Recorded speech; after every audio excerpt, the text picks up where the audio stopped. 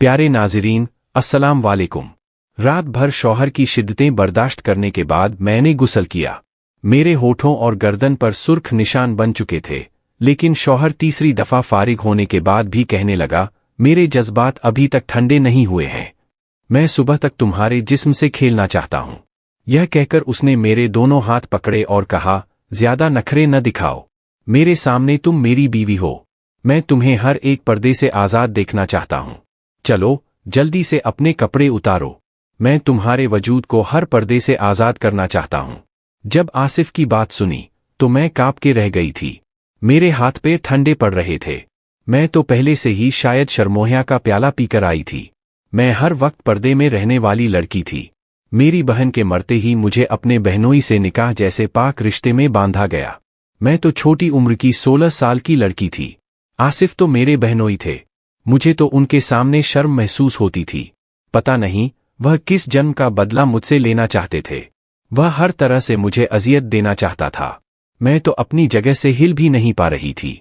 लेकिन उसने मेरे आगे बढ़कर जब मुझे अपने हुस्सार में लिया तो मैं कांपने लगी। मैं तो एक नाजुक सी लड़की थी।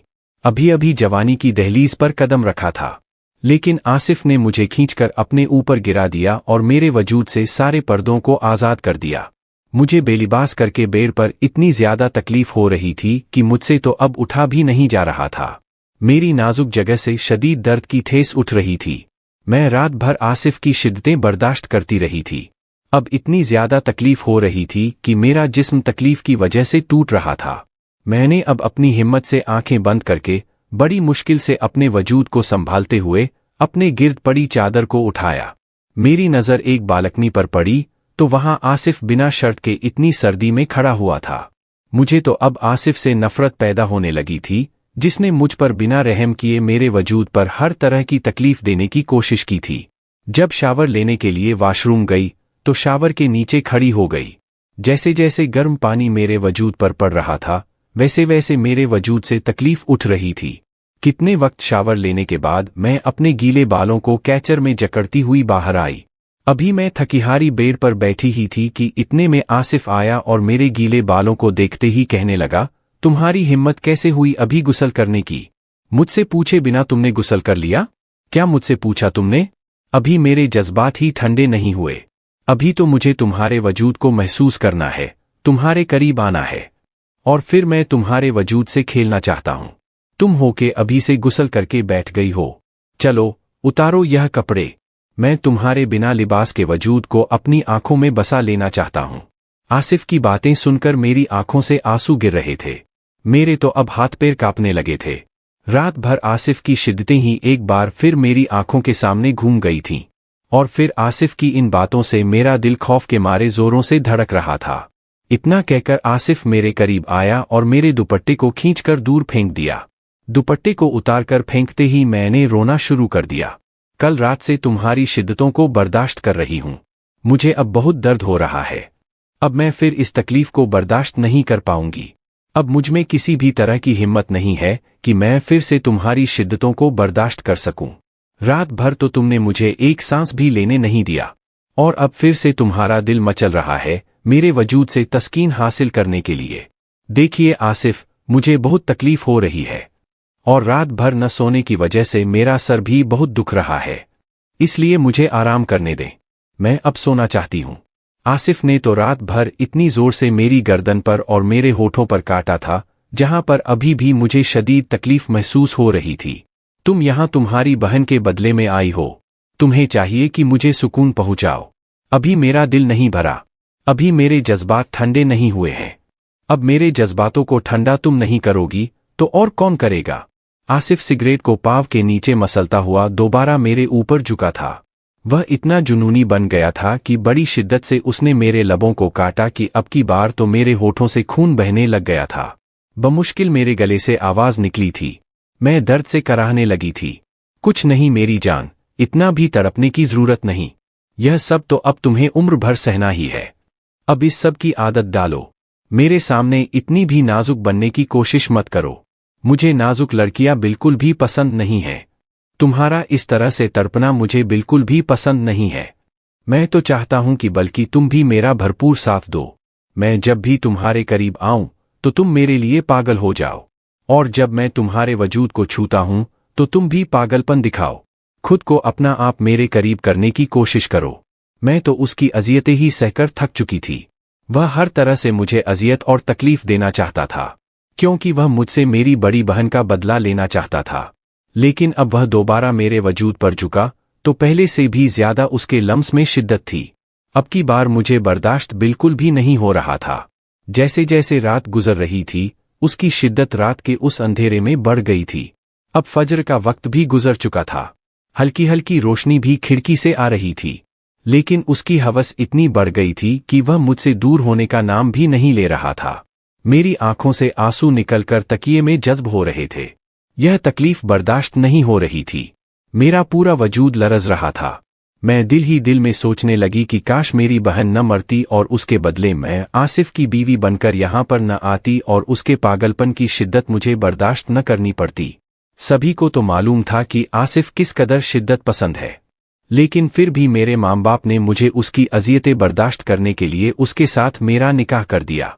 मुझे बिल्कुल भी अंदाजा नहीं था कि मुझे शादी की पहली ही रात उसकी अजियतें और तकलीफ का सामना करना पड़ेगा। अब सुबह के 6 बजे रहे थे और कमरे में हल्की रोशनी फैल गई थी। जब आसिफ के जज्बात थोड़े ठंडे हुए तो आसिफ ने मुझे खुद से दूर किया और कहने लगा, अब तुम्हें इजाजत देता हूं, जाकर गुस्ल कर लो, लेकिन आइंदा मेरी इजाजत के बगैर तुम गुस्ल नहीं करोगी। यह कहकर वह सोने के लिए लेट गया। मुझे तो हिलने की भी हिम्मत नहीं थी। मेरे अंग से दर्द उठ रहा था। मेरी तकलीफ मजीद बढ़ चुकी थी। अब मुझे तो गुस्ल करने की भी ताकत नहीं थी। मेरा पूरा वजूद तकलीफ के मारे लरज रहा था। आंखों में आंसू लिए लड़खड़ाते कदमों के साथ गुस्ल करके वापस आई और थोड़ा सा आराम करने के लिए दूसरी तरफ आकर सोने के लिए लेटी ही थी कि आसिफ फिर से मेरे करीब आया। मुझे तो मन ही नहीं हो रहा तुमसे दूर होने का। तुम्हारा खूबसूरत नरमोनाजुक वजूद एक ही रात में मुझे इतना पागल कर दिया है कि मन तो करता है तुम्हारे वजूद से एक लम्हे भी पीछे न हटूं और तुम्हें अपने हुस्सार में लेते हुए मुझे जो सुकून मिल रहा है, एक लम्हे के लिए भी न तुम्हें बख्शूं।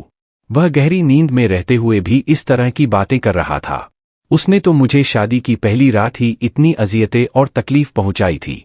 अभी तो बस शुरुआत हुई थी, लेकिन मुझे पता नहीं इस जबरदस्ती के बनाए गए रिश्ते में मुझे फिर से कितनी अजियतें और शिद्दतों को बर्दाश्त करना पड़ेगा। मुझे तो इतनी तकलीफ हो रही थी कि 1 मिनट के लिए भी नहीं सो पाई थी। तकरीबन 10 बजे चुके थे और इतने में शावर लेकर कमरे से बाहर आई थी और सीधा किचन की तरफ गई तो मेरी सास किचन में खड़े नाश्ता बना रही थी। और जैसे ही उसकी नज़र मुझ पर पड़ी तो वह मुस्कुराते हुए कहने लगी, आओ बेटा, मैं कब से तुम्हारा इंतजार कर रही थी। आसिफ कहाँ है? अभी तक नहीं जागा क्या? मैंने ना में सर हिला दिया। फिर मैं खामोश हो गई। अच्छा चलो तुम नाश्ता कर लो, मैं आसिफ को जगा देती हूँ। नहीं खाला जान, आप रहने दें, मैं खुद नाश्ता कमरे में ले जाऊंगी और वहीं पर साथ में बैठकर नाश्ता कर लूंगी। जब मैं यह कह रही थी तो खाला जान की नजरें मेरे दुपट्टे से मेरी गर्दन पर जा रही थीं, जहां पर ना जाने कितने काटने के निशान बने हुए थे। इन निशानों को देखकर खाला जान का दिल धड़क गया था। आसिफ की दरिंदगी साफ साफ मेरी गर्दन पर बने इन निशानों से नजर आ रही थी। खाला जान अफसोस भरी निगाहों से मुझे देख रही थी। शायद वह दिल ही दिल में सोच रही थी कि वह कम से कम मुझ पर तो रहम करें। खाला जान ने बहुत ही मोहब्बत से मुझे कुर्सी पर बिठाया और कहने लगी, अक्सा बेटा, मेरी बात सुनो। वह मेरे चेहरे को हाथ में लिए और अपनी आंखों में आंसू भरती हुई कहने लगी, देखो बेटा, तुम्हें सब्र करना होगा। तुम तो सब कुछ जानती हो कि आसिफ पहले से ही कितना जुनूनी है। बस खानदान की इज्जत बचाने के लिए हमें मजबूरी में तुम्हारी शादी आसिफ से करनी पड़ी, लेकिन तुम्हें हिम्मत से काम लेना होगा। तुम अपनी मोहब्बत से ही आसिफ का दिल जीतना होगा, क्योंकि तुम्हारी बहन ने जो किया था उसके बाद से तो इसे औरत जात से नफरत है। लेकिन देखना, वक्त के साथ साथ सब कुछ बदल जाएगा और तुम्हारे साथ मोहब्बत से पेश आने लगेगा। बस तुम्हें थोड़ी सी हिम्मत करनी चाहिए, फिर देखना तुम्हारी जिंदगी संवर जाएगी। बस तुम्हें चाहिए कि उसकी हरकतों का सब्र करना होगा। खाला जान मेरे दुपट्टे को सेट करते हुए मेरी गर्दन के निशान को छुपाने की कोशिश कर रही थी, ताकि आसिफ की दरिंदगी किसी के सामने न आए। एक लम्हे के लिए मेरी आंखों में आंसू भर गए थे। मेरा दिल दुख से भर गया था। मैं खाला जान के गले लगकर बहुत शिद्दत से रोने लगी थी। खाला जान, मैं यह बिल्कुल बर्दाश्त नहीं कर सकती। मुझे आसिफ की शिद्दतों से बहुत तकलीफ हो रही है। एक ही रात में उन्होंने मेरी हालत खराब कर दी। फिर मैं कल से हर दिन उनकी शिद्दतों को बर्दाश्त कर पाऊंगी? मैं इतनी तकलीफ को बर्दाश्त नहीं कर पाऊंगी। मैं तो मर ही जाऊंगी। आसिफ ने तो मुझ पर थोड़ा सा भी रहम नहीं किया। बस वह मेरे वजूद पर अपनी तस्कीन हासिल करना चाहते हैं। पता नहीं एक ही रात में उन्होंने मेरे साथ कितनी दफा। खाला जान, मैं यह सब बर्दाश्त नहीं कर पाऊंगी। उनके अंदर तो बहुत हवस है। अगर वह अपनी हवस को नहीं निकालेंगे तो वह बहुत ही जज्बाती हो जाते हैं। खाला जान, मैं आपको यह बताना तो नहीं चाहती थी, लेकिन मैं मजीद उनसे कुछ कहती। खाला जान ने मुझे खामोश करवा दिया और खुद से अलग किया तो सामने आसिफ खड़ा हुआ था। उसको देखकर तो मैं घबरा गई थी। आसिफ की आंखों में तो खून उतरा हुआ था, लेकिन उसने खाला जान के सामने कुछ भी नहीं कहा। फिर खाला जान ने हमें नाश्ता देकर कमरे से चली गई थी। बाहर तो वलीमे के फंक्शन की तैयारियां हो रही थीं। इतने में ही आसिफ मुझे गुस्से से कहने लगा, कमरे में आओ, मुझे तुमसे कुछ जरूरी बात करनी है। उसका लहजा देखकर तो मेरे रोंगटे खड़े हो गए। जी, वो मैं खाला जान से बस वलीमे के फंक्शन के बारे में ही बातें कर रही थी। मैं घबराते हुए बात को बदलने की कोशिश कर रही थी। मुझे यह सब तुम्हारी फजूल बातें नहीं चाहिए। जितना कहा उतना करो। तुम्हें कमरे में बुला रहा हूं तो कमरे में आओ। मैं आसिफ की नीयत से तो अच्छी तरह से वाकिफ थी। मुझे उसकी आंखों में हवस नजर आ रही थी। वह तो मुझसे शादी नहीं करना चाहता था, लेकिन इसके बावजूद भी इस रिश्ते को जी जान से निभाने पर तुला हुआ था। मैं जैसे ही कमरे में दाखिल हुई, आसिफ ने गुस्से से कमरे का दरवाजा बंद किया। फिर मुझे बाजुओं से पकड़कर बेड पर धक्का दिया। फिर कहने लगा, तुम्हें किसने बोला था कि अपने कमरे की बातें मेरी माँ को बताओ? मियाँ और बीवी के बीच में जो भी होता है उसे किसी के भी सामने जाहिर नहीं करना चाहिए। मियाँ बीवी का रिश्ता ऐसा होता है कि बीवी को शौहर की शिद्दतें बर्दाश्त करनी पड़ती हैं। आसिफ ने तो मेरे बालों को अपने हाथों में दबोचते हुए गुस्से में कहा तो मैं रोने लगी। लड़खड़ाते हुए जुबान से कहने लगी, नहीं आसिफ, मैंने खाला जान से कुछ भी नहीं कहा। उन्होंने तो मेरी गर्दन पर यह निशान देखकर खुद से पूछा था। मैंने अपनी गर्दन से दुपट्टे को साइड पर किया और निशान आसिफ को दिखाने लगी, जहां पर अनगिनत निशान बने हुए थे।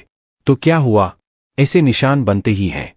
लेकिन तुम्हें चाहिए था कि यह निशान अपने दुपट्टे से छुपाओ। लेकिन तुम तो चाहती ही थी कि यह निशान मेरी माँ को नजर आए। उसने मेरे जबड़े दबोचते हुए बोला, देखिए आसिफ, आप मुझ पर यह इल्जाम नहीं लगा सकते। इसमें मेरा कोई कसूर नहीं है।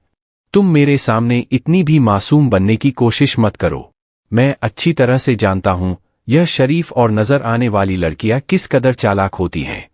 मुझे बेवकूफ बनाने की कोशिश मत करना। मेरी जान, मैं तुम्हारी रग-रग से वाकिफ हूं। वह यह कहकर आसिफ मेरे दुपट्टे को मेरे वजूद से अलग करने लगा। आसिफ, यह आप क्या कर रहे हैं? मुझे फिर से आपकी शिद्दतों को बर्दाश्त करने की हिम्मत नहीं है। आपकी हवस भरी दरिंदगी मैंने रात भर बर्दाश्त की है। मैं खुद को आसिफ के हुस्सार से छुड़वाने की कोशिश करने लगी, लेकिन वह जबरदस्ती, वह एक दफा फिर मेरे ऊपर झुकता चला आया। बाहर से ना जाने कितनी देर तक मुलाजिमा दरवाजे पर दस्तक देती रही, हमें बाहर बुलाती रही, लेकिन आसिफ तो मुझे उठने ही नहीं दे रहा था। वह तो अपनी शिद्दत न्योछावर करने पर तुला हुआ था। फिर से मैं उसकी शिद्दत को सहते सहते इंतहा पर पहुंच गई थी। वह तो मुझसे अपना हक वसूल करके शर्ट डालकर कमरे से चला गया। मैं फिर से बेड पर बेजान सी पड़ी हुई थी। बार बार उस जगह को इस्तेमाल करने से मुझे तकलीफ हो रही थी। एक बार फिर से मैं गुस्ल करने गई। मेरी आंखों में बहते आंसू मेरी तकलीफों को बर्दाश्त करते बाहर निकल रहे थे। गुस्ल करके मैं आकर बेड पर बैठी हुई थी। बाहर ननद मेरे दरवाजे पर दस्तक देने लगी थी। कमरे का दरवाजा खोला तो मरियम कहने लगी, भाभी, आपको कब से अम्मा बुला रही हैं और कब से मुलाजिमा दरवाजे पर दस्तक दे देकर चली गई? और क्या फिर से आपने गुस्ल किया है? क्या बात है भाई? लगता है भाई ने आपको फिर से। आपको पता है भाई आपकी बहन पर भी ऐसे ही अपनी शिद्दत न्योछावर करते थे। ऐसा एक दिन नहीं हुआ जब भाई ने आपकी बहन यानी भाई की पहली बीवी से अपना हक वसूल किया न हो। रात रात भर आपकी बहन की चीखें इस कमरे से बाहर निकलकर घर में गूंजती थी। आप यकीन करें, इसे बुरे तरीके से भाई आपकी बहन से पेश आते थे। अब मुझे तो तुम्हें देखकर ऐसा लग रहा है कि तुम्हारा भी अब यही हाल होने वाला है। लेकिन तुम्हें हिम्मत करनी होगी। मरियम की बातें सुनकर मुझे घबराहट महसूस हो रही थी। भाई तो कभी कभी आपकी बहन पर हाथ भी उठाते थे। तुम्हें सब्र करना होगा। भाई ने तो तुम्हारी बहन पर भी रहम नहीं किया और वह बिल्कुल वैसे ही रवैया तुम्हारे साथ अपनाएगा। बिल्कुल भी तुम पर रहम नहीं करेगा। जो तुम्हारी बहन ने भाई के साथ धोखा दिया, उसका बदला वह तुमसे जरूर लेगा। लेकिन मुझे तुम पर तरस आता है, क्योंकि तुम हमारी खाला की बेटी हो। लेकिन तुम्हारी बड़ी बहन ने जो मेरे भाई के साथ किया, वह तुमसे बदला लेकर ही रहेगा। मरियम तो मुझे धमकाने की कोशिश कर रही थी और मुझे भरपूर डराने की कोशिश कर रही थी। मगर उसमें मेरी क्या गलती थी? जो मेरी बहन ने किया, उसमें मेरा क्या कसूर था? अच्छा, तुम मुझे यह बताओ, क्या सच में तुम्हारी बहन के ताल्लुकात गैर मर्दों के साथ थे, जिसकी वजह से वह मेरे भाई के साथ शादी नहीं करना चाहती थी? लेकिन वाकई तुम्हारी बड़ी बहन बहुत खूबसूरत थी, और इसी खूबसूरती को देखकर मेरा भाई तुम्हारी बड़ी बहन पर फिदा हो गया था। लेकिन तुम्हारी बहन तो बहुत ही आगे निकल चुकी थी। वह गैर मर्दों से शादी के बाद भी मिला करती थी, और एक दिन तो वह गैर मर्द के साथ रंगे हाथों पकड़ी गई। मेरी बहन ऐसी नहीं थी, मैं चीखती हुई बोली। मरियम की बातें मुझे तकलीफ देने की कोशिश कर रही थी। मैं रोती हुई बोली, मेरी बहन ऐसी बिल्कुल भी नहीं थी। वह पाक सिफत लड़की थी। उसके किरदार पर उंगली उठाना बंद कर दो। वह बिल्कुल भी ऐसी नहीं थी। वह तो एक इज्जतदार, पाक पर्दे में रहने वाली लड़की थी। वह तो तुम्हारे भाई ने उसे फुजूल का बदनाम करके रख दिया है। यह सब झूठी अफवाहें हैं मेरी बहन के बारे में। मरियम के मुंह से इस तरह की बातें सुनकर मुझे बहुत तकलीफ हो रही थी। इतने में मरियम वहां से चली गई और पार्लर वाली मुझे तैयार करने के लिए आ गई थी। मैं बार बार जिद करने लगी कि मैं खुद से ही तैयार हो जाऊंगी, क्योंकि गर्दन पर जो निशान थे, मैं वह किसी को भी नहीं दिखाना चाहती थी। मैं अपने सर से दुपट्टा भी नहीं हटा रही थी। ऐसे में मेरी हालत खाला जान समझ चुकी थी। फिर खाला मुझे प्यार से कहने लगी, देखो अक्सा बेटा, तुम्हें डरने की या शर्माने की कोई जरूरत नहीं है। कमरे में बस पार्लर वाली होती है, जो तुम्हें तैयार करेगी और कोई भी इस कमरे में मौजूद नहीं होगा। शाम को वलीमा है और तुम आसिफ खानजादा की बीवी हो। जल्दी से तैयार हो जाओ, जिद मत करो। इतना कहकर वह कमरे से बाहर चली गई थी। फिर जैसे ही पार्लर वाली की नज़र मेरी गर्दन पर पड़ी, तो मुस्कुराकर कहने लगी, लगता है तुम्हारे शौहर ने तुम्हें बहुत शिद्दत से अपना प्यार न्योछावर किया है। लगता है वह शादी की पहली रात के लिए ही पहले से जज्बाती था, इसलिए तो तुम्हारी गर्दन पर इतने निशान छोड़े हैं। उसकी बातें सुनकर मैं तो शर्म से पानी पानी हो चुकी थी। मेरी आंखों में नमी उतर आई। मैं बहुत शिद्दत से रोने लगी थी। मेरा रोना देखकर पार्लर वाली परेशान हो गई थी। क्या हो गया है? इतना क्यों रो रही हो? पार्लर वाली मुझे बहुत मोहब्बत से समझाने की कोशिश कर रही थी। देख, ऐसा होता है। कई लड़कियों को मैंने ऐसा देखा है। बहुत से ऐसे मर्द होते हैं जो शादी के शुरू के दिनों में बहुत ही जज्बाती होते हैं और बड़े ही शिद्दत से अपना प्यार न्योछावर करते हैं, लेकिन धीरे धीरे खुद ही ठीक हो जाते हैं। शादी के पहले दिनों में वह थोड़े जज्बाती होते हैं। इसी वजह से तुम्हें बिल्कुल भी परेशान होने की जरूरत नहीं है। तुम तो बहुत मासूम और खूबसूरत सी प्यारी सी गुड़िया हो। कम उम्र होना, शायद इसी वजह से इतनी ज्यादा घबराहट हो रही है। तुम्हें बिल्कुल भी घबराने की जरूरत नहीं है। वह मुझे बहुत प्यार से समझा रही थी और मुझे तैयार कर रही थी, लेकिन मुझे तो सबके सामने बहुत शर्मिंदगी का एहसास हो रहा था। मुझे तो अब यह सोच सोच कर सुकून मिल रहा था कि आज तो वलीमा है और रस्म के मुताबिक मुझे अपने मायके जाना था, और कम से कम 4-5 दिनों के लिए तो मैं सुकून से रह सकती थी। कम से कम 4-5 दिन तक तो मुझे आसिफ की शिद्दत बर्दाश्त नहीं करनी पड़ेगी। पार्लर वाली मुझे तैयार करके आईने के सामने आ चुकी थी। जब मैंने नज़र उठाकर देखा तो मैं बहुत ही खूबसूरत लग रही थी। मैं मुकम्मल तौर पर एक अप्सरा लग रही थी। तैयार करके पार्लर वाली कमरे से चली गई थी। स्किन कलर के गाउन में मैं बहुत हसीन लग रही थी, और मुझे लेने के लिए आसिफ कमरे में आया तो मुझे देखकर उसकी निगाहें मेरे वजूद से अटक गई थीं। वह मुझसे नजरें ही नहीं हटा रहा था। वह धीरे धीरे मेरे करीब आया और अपने हाथ से मेरे गाल को छूते हुए कहने लगा, बहुत खूबसूरत लग रही हो। जितना तुम्हारा हुस्न है, उतना ही तुम्हें वफा होनी चाहिए। अगर तुम्हारे अंदर वफा निकली तो देखना फिर आसिफ तुम्हें कैसे दीवानों की तरह मोहब्बत करेगा। बस अपनी बहन की तरह धोखेबाज न निकलना। फिर देखना मैं तुमसे कितनी मोहब्बत करता हूं। तुम्हें पागलों की तरह चाहूंगा। तुम्हें आसिफ खानजादा की बीवी का रुतबा मिलेगा। हर कोई तुम्हें इज्जत की निगाह से देखेगा।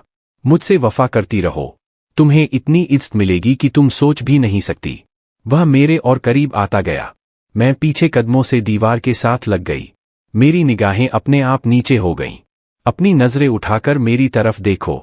मैंने कभी सोचा नहीं था, पहली बीवी की बहन, जो कि सादा से पर्दे में रहने वाली लड़की, मुझे इस कदर खूबसूरत लगने लग जाएगी। लेकिन मुझे तुम्हारी बहन के धोखे का बदला चाहिए। जब तक मेरा बदला पूरा न हो जाता, तब तक तुम्हें मेरी जिंदगी, अजियतें और शिद्दतें बर्दाश्त करनी पड़ेंगी। जब तक तुम्हारी बहन का बदला तुमसे न ले लूं, मुझे चैन नहीं मिलेगा। यह कहकर वह मेरे कमर पर हाथ रखकर खींचकर मुझे अपने साथ लगा चुका था। उसने इस तरह मुझे खींचकर अपने वजूद से लगाया तो मैं कांपने लगी थी। उसके लम्स को महसूस करके मेरे जिस्म में करंट सा दौड़ गया था। कल रात वाली शिद्दतें फिर से मेरी आंखों के सामने घूम गई थीं। कल रात ही उसकी शिद्दतों को सहकर मुझे पहले से ही मेरा जिस्म दर्द कर रहा था। रात भर जागने की वजह से भी मेरे सारे जिस्म में दर्द हो रहा था। सर भारी सा हो रहा था। अब मेरे करीब खड़ा हुआ था। जब दरवाजे पर दस्तक हुई, प्लीज आप लोग बाहर आ जाओ, बाद में रोमांस कर लीजिएगा, आसिफ की एक कजन कमरे में दाखिल होते हुए बोली, और जो कि आसिफ को सख्त नापसंद गुजरी। गुस्से वाली निगाहों से उस लड़की की तरफ देखा तो वह कमरे से बाहर चली गई। आसिफ मेरा बाजू पकड़ते हुए बाहर लेकर आया।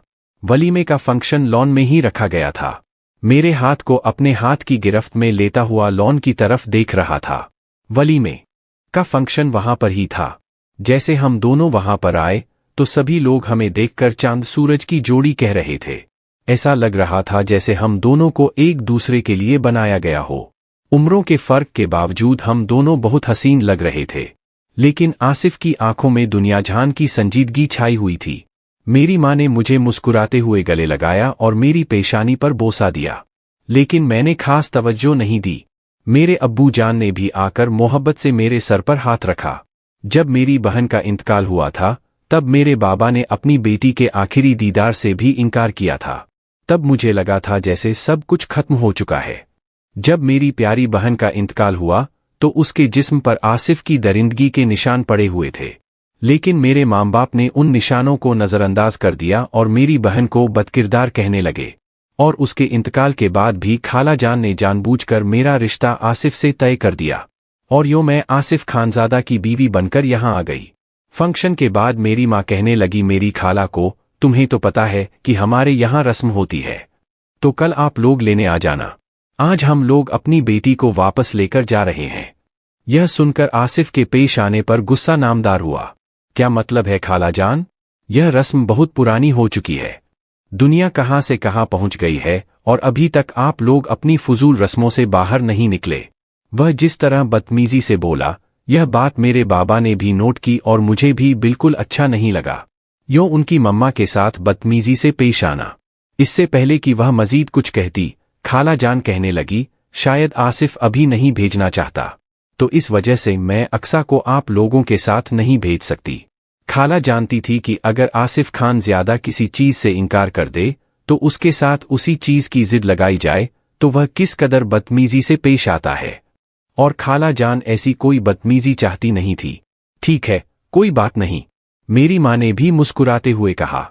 उनकी मुस्कुराहट में जो दर्द और तकलीफ था वह मैंने अच्छी तरह महसूस किया था, लेकिन मुझे अफसोस था। मैंने बोला था कि मम्मा, बहन को तो आसिफ ने मार दिया, लेकिन आप तो मुझे फिर से उस जहन्नम में क्यों भेजा? आप तो जानती थीं आसिफ का नेचर कैसा है, आप तो वाकिफ थी ना उसकी नेचर से। लेकिन फिर भी इज्जत बचाने की खातिर आसिफ के साथ शादी करवा दी। उसके बाद आसिफ न जाने कहाँ चला गया। कमरे में आने के बाद मैं अपनी ज्वेलरी उतारकर साइड पर रखती हुई आईने में देखने के बाद मैं कपड़े तब्दील करने लगी। जैसे ही मैं बाहर आई, सामने ही बेड पर आसिफ को पाकर मैं घबरा गई। तुमने किससे पूछकर चेंज किया है? अभी तो मैंने तुम्हें जी भर के देखा भी नहीं था और तुम चेंज भी करके आई हो। मैं तुम्हारा इंतजार कर रहा हूं, फौरन से जाकर वही पहन कर आओ। मैं खुद अपने हाथों से उतार कर देखना चाहता हूं। मेरे अंदर भी कुछ जज्बात हैं, कुछ मेरे ख्वाब हैं। तुम मेरे ख्वाबों को यूं चकनाचूर नहीं कर सकती। वह संजीदगी से बोला। आसिफ, आप क्या कह रहे हैं? मैं दोबारा से कैसे मैक्सी डालकर आ सकती हूं? मैं घबराती हुई बोली। जैसे जाकर तुमने उतारी है ना, वैसे ही जाकर डाल लो।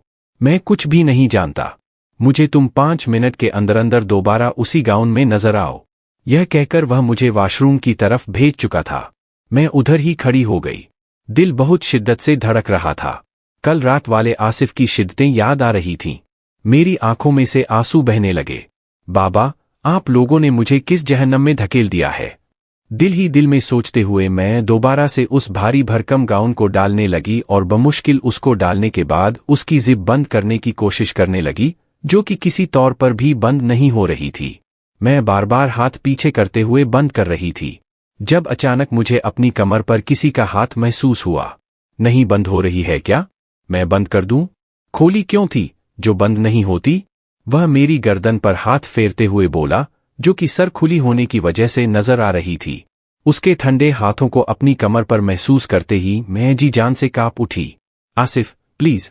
बमुश्किल मेरे लफ्ज हिले थे, लेकिन आवाज नहीं निकल सकी थी। आसिफ ने मुझे पहले बाजू से पकड़कर सीधा किया, फिर मुझे अपनी तरफ किया और पीछे ड्रेसिंग के साथ लगाता हुआ बोला, जब मैंने तुम्हें बोला था कि मेरी मर्जी के बगैर यह कदम नहीं उठाओगी, तो तुमने यह चेंज क्यों किया था? मुझे अभी तुम्हें जी भर के देखना था। अब तुम्हें यह सब कुछ करने की सजा तो मिलेगी। अभी भी पीछे मेरी कमर पर आसिफ की उंगलियां हरकत कर रही थीं। आसिफ, प्लीज, मुझे तकलीफ होती है। ऐसी हरकतें नहीं करें। मैं सिसकते हुए बोली, तुम्हें तकलीफ ही तो देना चाहता हूं। यह कहकर मुझे बाजू से पकड़ते हुए मुझे मोड़कर मजीद मेरी जिप को खोलने लगा। जैसे जैसे जिप के खुलने की आवाज आ रही थी, मैंने जोर से अपनी आंखें बंद कीं। चलो, ठीक है। इतनी रोशनी में तुम्हारे गाउन को नहीं उतारता, कहीं तुम शर्म से मर ही न जाओ। यह कहता हुआ वह मुझे अपनी बाहों में भर चुका था। आसिफ, मैं गिर जाऊंगी। क्या कर रहे हैं? मैं नरमी से बोली, तुम जैसे पर्दे में रहने वाली लड़कियों के साथ तो खुलकर रोमांस करने का अलग ही मजा होता है। जैसे मैं तुम्हें अपनी मोहब्बत में पागल करता हूं, वैसे ही तुम भी मुझे कर दो। वह बेड पर लिटाता हुआ मेरे ऊपर झुका। आसिफ, प्लीज, खुदा के लिए ऐसी बेबाक बातें मेरे साथ मत करें। मुझे नहीं है आदत। मैं उसे रोकने की कोशिश करने लगी। मेरी जान, आदत तो किसी लड़की को नहीं होती। धीरे धीरे उसके हाथ मेरे वजूद पर चलने लगे और मैंने अपनी आंखें बंद कर ली थीं। आंखें खोलो और मेरी तरफ देखो। मैं जितनी शिद्दत से तुम्हें मोहब्बत दूंगा, तुम्हें भी बदले में उतनी शिद्दत से ही देनी होगी। मैं नफी में सर हिलाने लगी। मेरी जान, यह तो तुम्हें करना पड़ेगा। अगर नहीं करोगी तो फिर मजीद तुम पर जुल्म करूंगा। यह कहता हुआ मेरे बाजुओं में अपने नाखून गाड़ चुका था। आसिफ, अब के बाद मेरी हिचकी निकली। आसिफ उसकी हिचकियों का गला घोट चुका था। रात भर उसकी दी गई शिद्दतें बर्दाश्त करते करते सुबह तक मेरा वजूद टूटने लगा था। आज दूसरा दिन था। मैं सो नहीं सकी थी और आसिफ हर तरह से अजियत और तकलीफ देने की कोशिश कर रहा था। आज से तकरीबन 1 साल पहले आसिफ ने अपनी बीवी, यानी कि मेरी बहन, को बदकिरदारी का इल्जाम लगाकर तलाक दे दी थी, क्योंकि उसे यही लगता था कि वह उसके साथ खुश नहीं है, बल्कि गैर मर्दों के साथ उसके ताल्लुकात थे। लेकिन बिल्कुल भी मेरी बहन बदकिरदार नहीं थी, और वह भी हद दर्जा की मासूम लड़की थी। वह तो आसिफ की अजियतें और तकलीफ बर्दाश्त करने के बाद उसने खुदकुशी कर ली और आसिफ की जिंदगी से हमेशा के लिए चली गई। और फिर उसी दिन खाला जान ने अपने बेटे की दरिंदगी को छुपाने की खातिर मुझसे उसका निकाह तय कर दिया, क्योंकि उसमें आसिफ की इज्जत का सवाल था। खाला जान नहीं चाहती थी कि उसकी दरिंदगी और हवस दुनिया के सामने आए, इसलिए उन्होंने मुझे भी इस जहन्नम में धकेल दिया। लेकिन आसिफ तो तस्लीम नहीं करना चाहता था। लेकिन खाला जान ने तो 2-3 धमकियां भी लगा दी कि तुम्हें अक्सा के साथ निकाह करना होगा, और मजबूरी में उससे निकाह करना पड़ा था। लेकिन जब उसने मुझे बहुत करीब से देखा, मुझे छुआ, मुझे अजियत और तकलीफ दी, तो एक अजीब सा सुकून महसूस हुआ था। तब से आसिफ को यही लग रहा था कि मुझे सिर्फ अजियत और तकलीफ देने से ही सुकून मिलता है। रात भर उसकी शिद्दतें बर्दाश्त करते हुए अभी मेरी आंख लगी हुई थी, जब दरवाजे पर बहुत जोर से दस्तक होने लगी। मैं बमुश्किल अपनी आंखें खोलते हुए दरवाजे तक आई। दरवाजा खोला, बिखरी हुई हालत में सामने खड़ी हुई मुलाजिमा को देखने लगी। बीबी जी, बाबा आपका नाश्ते पर इंतजार कर रहे हैं। मेरा तो जी चाहा चीख चीख कर रोने लग जाऊं। अपने वजूद को बमुश्किल संभालते हुए कहने लगी, ठीक है, हम आते हैं। यह कहकर मैं दोबारा से आकर बेड पर सोने के लिए लेट गई। मेरा मूड बिल्कुल भी उठने का नहीं था। मेरा सारा जिस्म दर्द से कराह रहा था। अभी लेटी ही थी कि जब अचानक मुझे अपनी कमर पर आसिफ की चलती हुई उंगलियां महसूस हुईं, तो नींद से उड़ गई। दिल बड़ी शिद्दत से धड़कने लगा। फौरन ही उठकर बैठ गई। बहुत ज्यादा तड़पती हो तुम मेरी कुर्बत में, कल रात मुझे अंदाजा हुआ है। यह कहकर वह सरगोशियां करने लगा। बाहर सब लोग हमारा नाश्ते पर इंतजार कर रहे हैं, हमें चलना चाहिए। यह कहकर इससे पहले कि आसिफ का मूड बदलता, मैं फौरन से उठकर वॉशरूम की तरफ चली गई। वॉशरूम का दरवाजा बंद करके ही जाकर आईने के सामने खड़ी हो गई। अपने बालों को एक साइड पर किया और अपनी गर्दन पर बने हुए अनगिनत निशान देख रही थी। अपने होठ के पास देख रही थी। हर जगह उस शख्स की शिद्दतों के निशान बने हुए थे। मैं कहाँ से निशान छुपाती। मैं इन सबको छुपाते छुपाते तंग आ चुकी थी। अपने दुपट्टे को अपनी मुट्ठियों में दबोचा। मैं कपड़ों समेत ही शावर के नीचे खड़ी हो गई। न जाने कितनी देर तक देखती रही। तकरीबन मुझे 1 घंटा हो चुका था शावर के नीचे खड़े हुए। आज वॉशरूम से बाहर निकलने का इरादा नहीं है क्या? कब से मैं तुम्हारा इंतजार कर रहा हूं। मैं भी तो गया हूं, लेकिन तुम अभी तो बाहर ही नहीं निकली हो। एक दफा मुझे अपना दीदार करवा दो। सुबह सुबह अपने शौहर के अंदर लगी हुई थोड़ी सी प्यास कम कर दो, उसके बाद नीचे चलते हैं। उसकी ऐसी बात सुनकर मैं मजीद कांपने लगी। स्याह रंग के लिबास में जब बाहर आई तो मेरे भीगे हुए बाल देखकर आसिफ का दिल भरी शिद्दत से धड़का। मेरे चेहरे पर एक अलग सा रूप आया हुआ था। मेरे साफ शफ्फाफ गर्दन पर बने हुए हल्के हल्के निशान आसिफ को मुस्कुराने पर मजबूर करने लगे। और कुछ ज्यादा ही तुम्हारी नन्ही सी जान पर जुल्म कर बैठा हूं। लेकिन क्या है ना, मैं बहुत बड़ा सितमगर हूं। मेरी यही मोहब्बत होती है। अगर तुम इसे मोहब्बत नहीं समझती, जुल्म समझती हो, तो तुम्हें नहीं मालूम न जाने कितनी लड़कियां हैं जो इस मोहब्बत को तरस रही हैं जो आसिफ तुमसे करता है। उन्होंने अपनी पहली वाली बीवी को भी हवस का निशाना बनाया है। दिल ही दिल में सोचते हुए सामने खड़ी हो गई। मुकम्मल तौर पर उस शख्स को इग्नोर कर रही थी। उसने अपने बालों को खुश करना शुरू किया। जैसे ही बाल खुश हो गए तो वह आसिफ के साथ नीचे आ गई। आज भी मेरा चेहरा मुरझाया हुआ था। मेरे चेहरे पर बिल्कुल संजीदगी छाई हुई थी। आसिफ तो एक जरूरी काम के लिए बाहर चला गया। तभी खाला जान कमरे में आई और मुस्कुराते हुए कहने लगी, आज मैंने ही तुम्हारी माँ को बुलाया है, तुम उनके साथ चली जाओ। आसिफ तो आज घर पर नहीं रहेगा।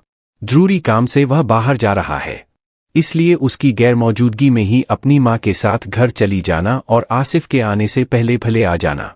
खाला जान की यह बात सुनते ही मैं बहुत खुश हो गई। कम से कम मुझे एक रात के लिए तो सुकून मिलेगा और एक दिन तो भरपूर आराम करूंगी।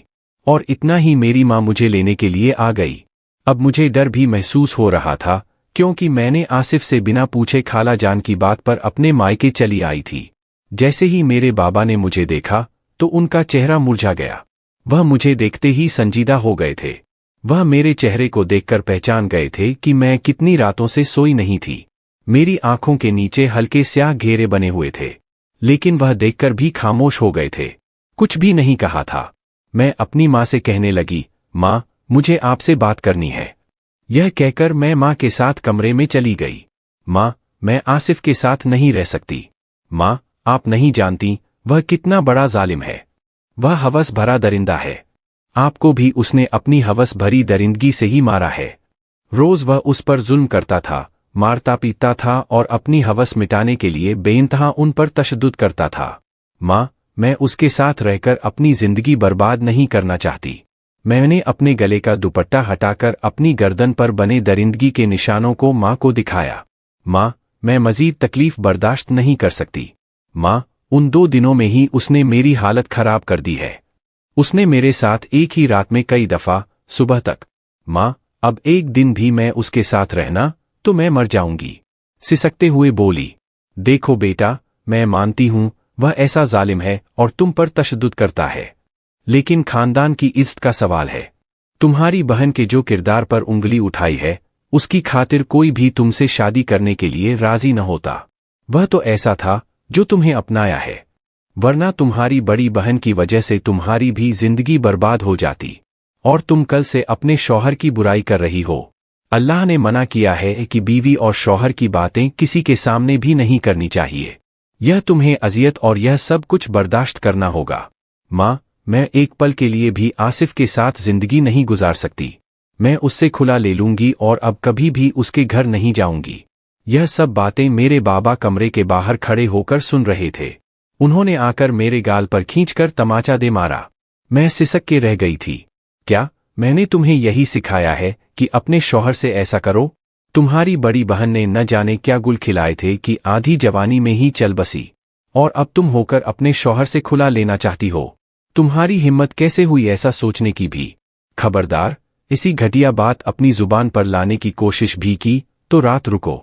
कल तुम वापस अपने शौहर के घर चली जाओगी, और अगर आइंदा तुमने ऐसी बात करने की कोशिश की तो हमारा भरा हुआ मुंह देखोगी। मेरी माँ बेबस होकर खामोश खड़ी थी।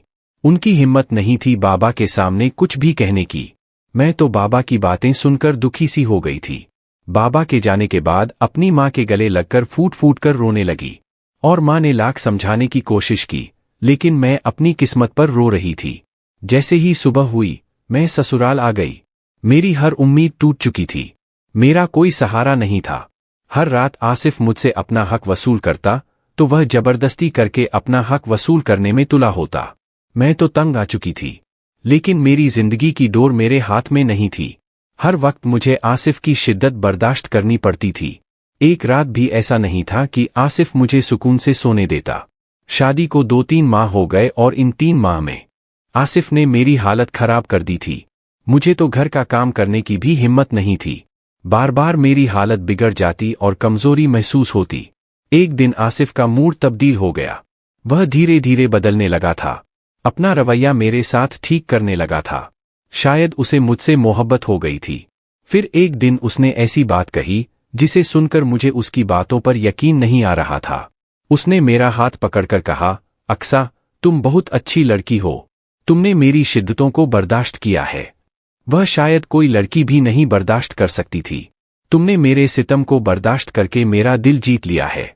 अब मैं तुम्हें पूरी तरह से आज़ादी देता हूं कि तुम चाहो तो मेरे साथ रहकर जिंदगी गुजार सकती हो या फिर खुला ले सकती हो। मैं तुम पर मजीद सितम नहीं कर सकता। मैं किसी और का बदला तुमसे नहीं ले सकता। अब मर्जी से तुम जिंदगी गुजार सकती हो। अब तुम्हें पूरी आज़ादी है। उसकी बातें मुझे ख्वाब वाली दिखाई दे रही थीं। यह मुझे क्या कह रहा था? मुझे कुछ भी समझ नहीं आ रहा था, क्योंकि मुझ पर बेहोशी तारी हो गई थी। और कब मुझे अस्पताल ले जाया गया, मुझे कुछ भी नहीं पता था। जब होश आया तो मैं अस्पताल के बेड पर थी और सामने आसिफ और डॉक्टर और खाला जान खड़े थे। आसिफ और खाला जान के चेहरे पर खुशी के आसार दिखाई दे रहे थे। और जैसे ही मुझे होश आया तो डॉक्टर ने मुझे खुशखबरी सुनाई कि मैं मां बनने वाली थी। यह बात सुनकर मुझे खुशी तो हुई थी, लेकिन फिर अगले ही लम्हे मुझे दुख सा हुआ था। फिर मेरा मुरझाया हुआ चेहरा देखकर आसिफ ने कहा, तुम्हें अब घबराने की या डरने की कोई जरूरत नहीं है। तुम मेरे बच्चे को जन्म देने वाली हो, इसलिए तुम्हें हर तरह से हिफाजत मिलेगी। अब तुम्हें किसी भी बात से परेशान होने की जरूरत नहीं है। मैं तुम्हारे करीब भी नहीं आऊंगा।